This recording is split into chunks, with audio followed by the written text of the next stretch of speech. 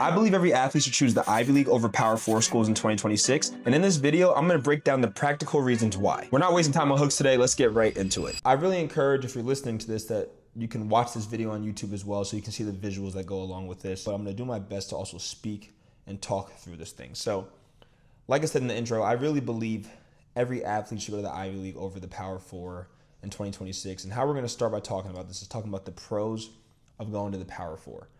So the first thing first I need to recognize is that going to the Power 4 gives you a great deal of exposure compared to an Ivy League institution. You're playing alongside the best. You're playing on national television. You're playing in a conference that is surrounded by talent everywhere. So if you want to go to the NFL, if you want to be the best at the sport, what people tell you to do is go to the Power 4, get this exposure, and reap the benefits that come with this exposure. It also gives you the greatest potential and chance to go to the NFL because everyone's watching this conference. Everyone's watching these conferences play. Now, secondly, better competition. Now, there's no debate that there's better competition in the game between Minnesota and Wisconsin compared to Dartmouth and Brown. I'm never going to debate that. That is very true. There's better competition in the Power 4. You're on scholarship, and that's a huge deal that the Ivy League does not have, and we're going to talk about that in a little bit. And also on top of scholarship, you're getting paid a bag. Some people are making 6 figures. Some people are making 7 figures. Dare I say 8 figures? I mean, oh my God. It's ridiculous how much money you can make in the Power 4 nowadays off of NIL. You have greater resources. You have more support staff. You have more trainers in the training room. You have more resources in the nutrition room. You're getting fed better. My friend just transferred to a Power 4 school from an Ivy, and he sent me pictures of their plates and meals that they're eating at lunch. I'm like, oh my God, it's unreal. You have a lot more resources playing at a Power 4 institution.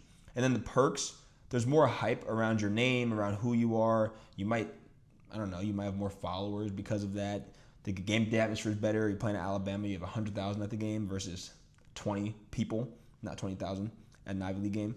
And then you're in a video game. I mean, I'm not in a video game. This would be pretty sick if I was in a video game. So that's a pretty cool deal here. Now let's go to the cons of playing Power 4. And now some of these are going to be a little bit debated, and I know if you're a Power 4 athlete listening to this, you're going to be very upset by some of these, but I'm just trying to be as honest as possible, as fair as possible, and I'm speaking about all of this comparative to the Ivy League. So first things first is Power 4 athletes are more one-dimensional than Ivy League athletes. That's just a fact. And the reason I say this is because if you're a Power 4 athlete, your goal is to win a national championship, and there's tons of money surrounding that. There's tons of donor money, donor influence. This is a full-time job nowadays. Now that they're getting paid, it's even more of a full-time job. So just my brief experience going from an Ivy League to an FCS program, I grad transferred actually. I grad transferred myself. There was a lot more focus on football. Now at Yale, did we bust our whatever on the football field? Yes. But at the other school I went to, I mean, oh my God, it was all football. And if you weren't there for football, I mean, you're doing something wrong. Let's just be very honest with you. So the one-dimensional thing is very true, and I think a lot of people will get upset by this, but I'm just trying to be as fair and just honest about this whole thing. 40-year plan. Now, this guy behind us, Jeremiah Smith, doesn't need a 40-year plan because he's going to be a third pick in the draft next year, getting paid big-time money. But if you're not Jeremiah Smith, imagine you're the third string on Ohio State, never going to touch an NFL field. You really need a 40-year plan. And if all of your time is spent training, practicing in the facility, doing treatment, doing all the stuff to prepare for game day, when do you have the opportunity and time to explore things outside of your sport? You really don't. And that's unfortunate for a lot of people. I don't know what percentage of people don't make the NFL, but I think it's something in the 90s, right? And those people need a plan out when football's all done, and a lot of them don't have one. 3, lack of autonomy. Like I said, you have tons of support back on the pros. I mean, oh my God, the support's unreal. What's the con of having all this support? Well, you have no autonomy over your own life. I mean, you're reliant on tons of people, tons of support staff to get your grades checked, to make sure that you're on top of your homework, to make sure you're submitting things on time, to make sure you have the tutoring. And this lack of autonomy is going to be hard when you graduate from college, because when you graduate and you're on your own, you're like, oh my God, what? Where is my butler? Like, you know what I mean?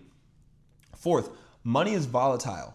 Money is truthfully a volatile thing, and I'll stand on this. I do not believe that schools like Texas Tech can keep up the vast amount of money they're bringing in through their boosters to keep supporting the program and make them as good as possible at football. Because here's the truth. Let's say Texas Tech keeps losing. Let's say they keep bringing in all this talent and they keep losing. You're telling me in 10 years the boosters are going to keep donating if they can't win a damn playoff game? I don't see that happening. I mean, and money's not an infinite thing. I truthfully believe that raising money, getting money from boosters, especially now with revenue share, generating all this money is going to be really, really hard, and a lot of schools are already in a deficit. So you can only imagine how it's going to be in 10 to 15 years, right? Fifth, transactional ASF. You already know what this stands for. I mean, listen, college football in 2026 is super transactional.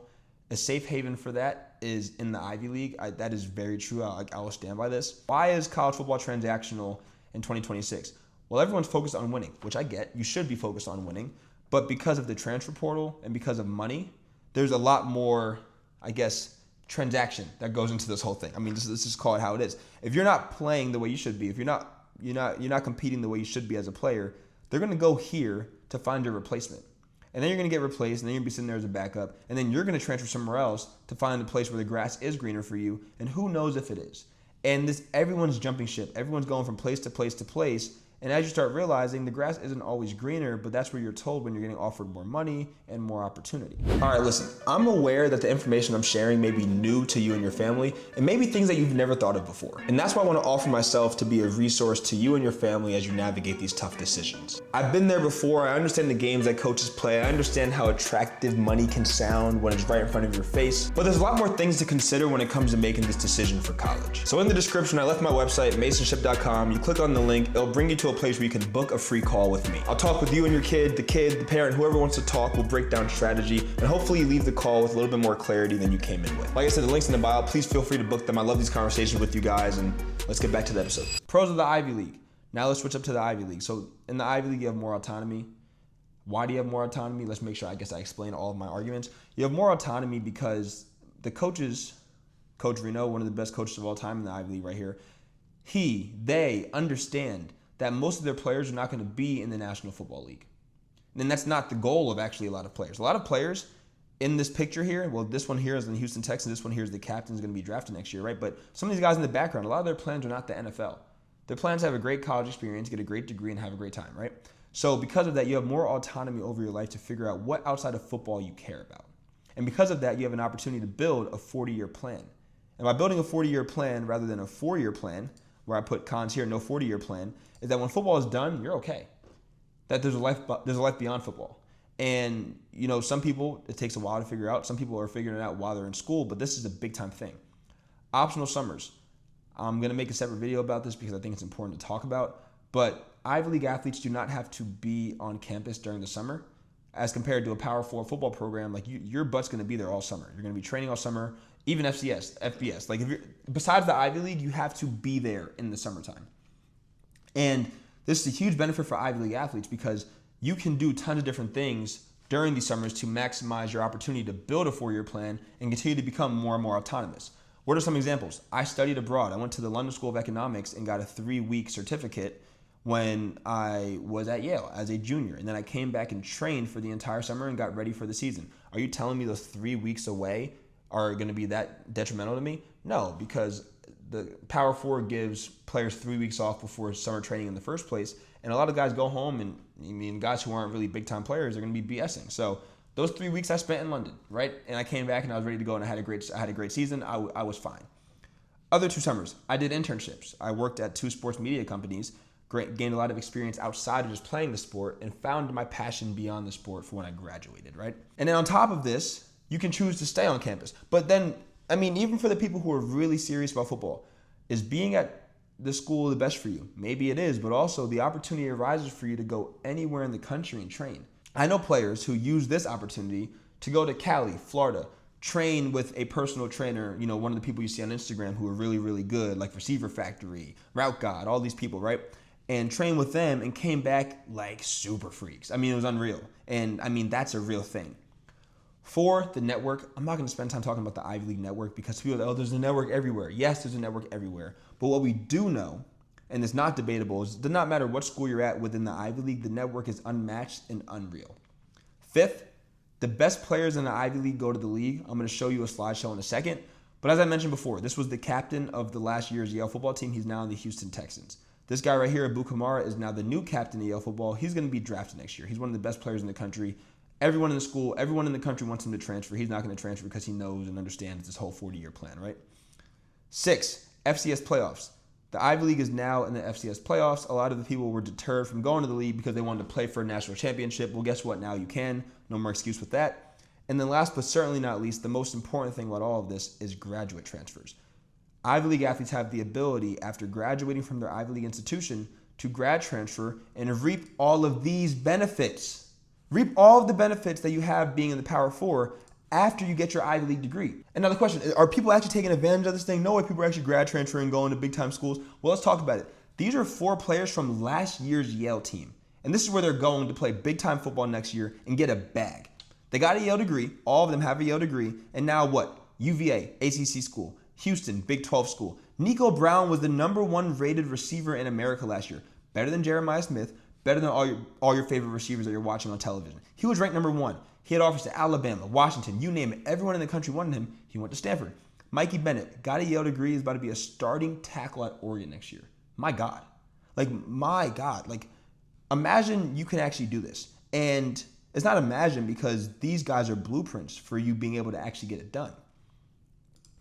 Here's the real blueprint right here. Jackson Hawes went to Yale, had a great career at Yale. When he was done at Yale, transferred after getting his degree to Georgia Tech.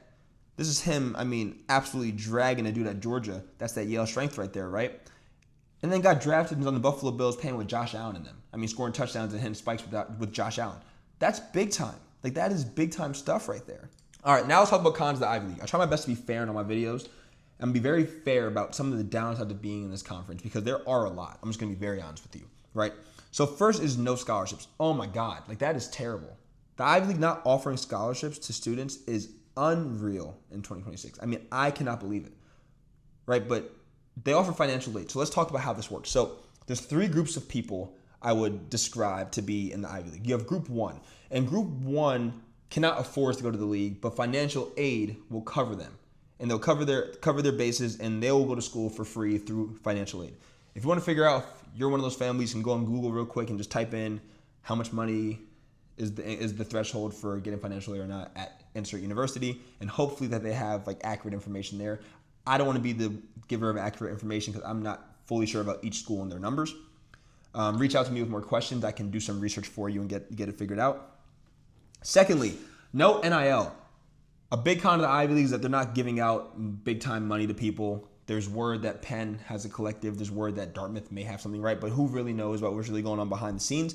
Truth be told, to what we know in the outside world, not many players are reaping the benefits of NIL in 2026, which is why I make videos about personal branding. This right here is why I make videos to tell Ivy League athletes to build your personal brand. Oh, we can't get paid NIL money.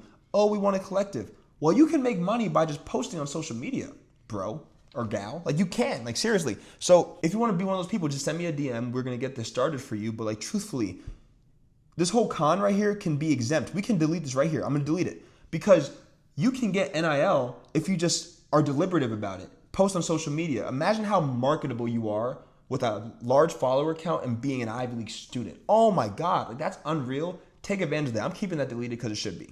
Con number 3, empty stadiums. Now, if you're an egotistical dude, gal, and you want to play in big stadiums, then maybe the Ivy League's not for you. Listen, there's 20 people at the games. I'm just gonna be very honest with you. And if you can get past this, whole thing, we can reap the benefits of guys like this. But if you can't, then it's not for you. So I'm gonna delete this. That's not a con. That's just part of it. If you want to play in front of big stadiums, wait till you're in the NFL, and then you can do that. 4, less hype. This is actually a con, so I'm gonna move that up because less hype means less exposure. And because you're playing with less competition, this guy right here in the background is going to TCU next year. He's going to be the starting quarterback. Less hype didn't affect him. Cooper Barquet, I made a video about before. It's not going to affect him. He's at University of Miami now. These guys, it didn't affect them, right? But there's certainly a group of people that this whole less hype thing is going to affect. And I want to be very cognizant and aware of this. And then 5th, and certainly not least, worse facilities.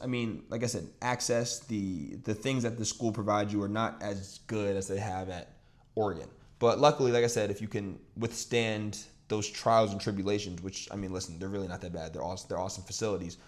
You can go to Oregon and reap the benefits after you get your Yale degree. So I'm going to keep going back to the whole grad transfer thing. So what are my takeaways from this video? I truthfully believe that going to the Power Four is not betting on yourself in 2026. I actually think that's the safe route, because here's what you get from going to the Power Four. If you're going to college with the idea of, I want to go to the NFL, Power Four gives you the best chance to get there. But what it doesn't give you the best chance to do is set yourself up for success after you graduate.